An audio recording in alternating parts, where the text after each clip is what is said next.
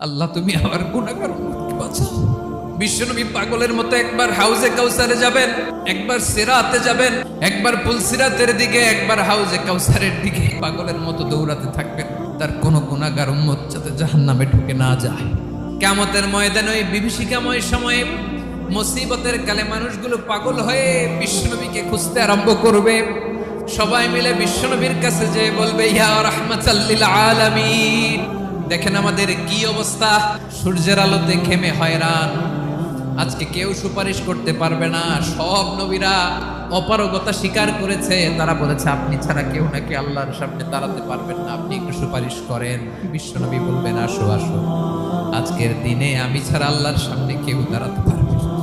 বিশ্বনবী মাকামে মাহমুদে যে আল্লাহু আকবার বলে সিজদায় লুটিয়ে পড়বেন, বিশ্বনবী এমন ভাবে অজর দ্বারায় সিজদায় লুটিয়ে পড়ে কাঁদবেন, রব্বুল আলামিনের রহমতের দরিয়ায় জোশ লেগে